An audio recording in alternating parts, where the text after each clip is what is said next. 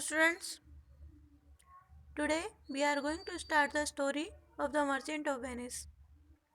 पिछले वीडियो में हमने देखा पोर्सिया ने यहूदी से कहा कि तुम बॉन्ड के अनुसार 1 पाउंड मांस काट सकते हो, लेकिन यदि तुमने एक खून की एक बूंद भी नीचे गिराई तो तुम्हारी जमीन और तुम्हारा सारा सामान कानून के अनुसार राज्य छीन लेगा।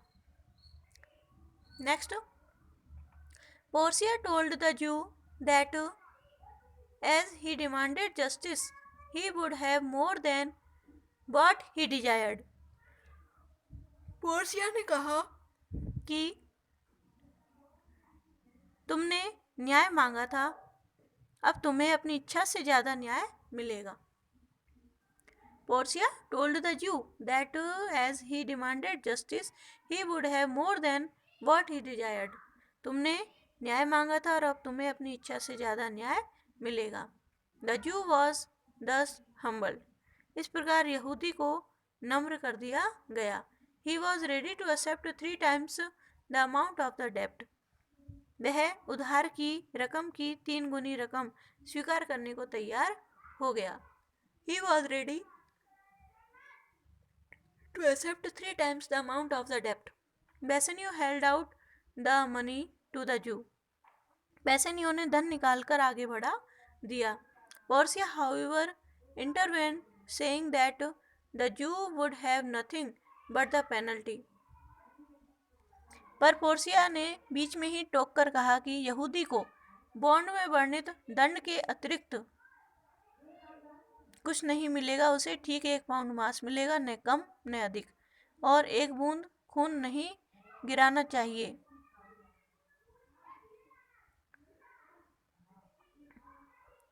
Bassanio held out the money to the Jew. Portia, however, intervened, saying that the Jew would have nothing but the penalty.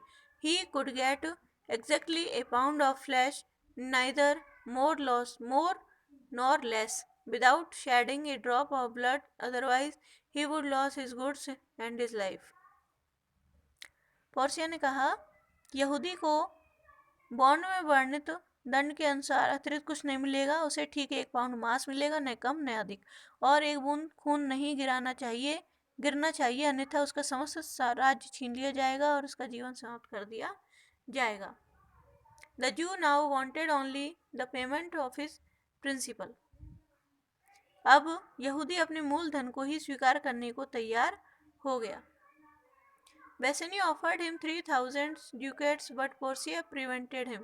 Bassanio ने उसे 3,000 ड्यूकेट्स देने चाहे, पर पोर्सिया ने उसे रोक दिया। पोर्सिया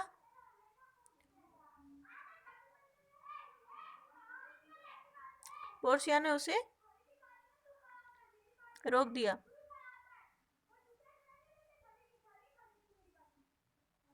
क्योंकि as the Jew had refused the money in open court, he could get merely the penalty mentioned in the bond.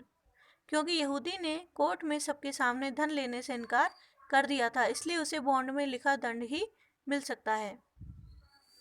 The Jew said he waived his claim and got ready to leave the court. यहूदी ने कहा कि मुझे कुछ नहीं चाहिए, मैं court से जाने को तैयार हो गया। Portia asked the Jew to wait. In her opinion, the law had another hold on the Jew. Portia ने यहूदी से इंतजार करने को कहा। उसके विचार में कानून की यहूदी पर एक और तरह से पकड़ हो गई थी।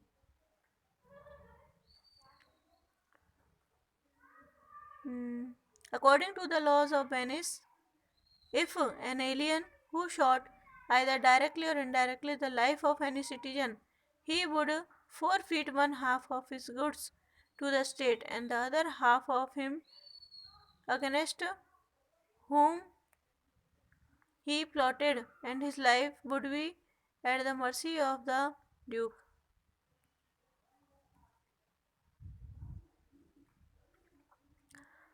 According to the laws of Venice, Venice के कानून के अनुसार यदि कोई विदेशी व्यक्ति परोक्ष या अपरोक्ष रूप से किसी नागरिक की जान लेने का प्रयत्न करे तो उसका आधा धन राज्य अपने अधिकार में ले लेगा तथा उसे आधा उसे मिल जाएगा जिसकी जान लेने का उसने षड्यंत्र रचा, और उसकी जान ड्यूक की दया पर निर्भर करेगी।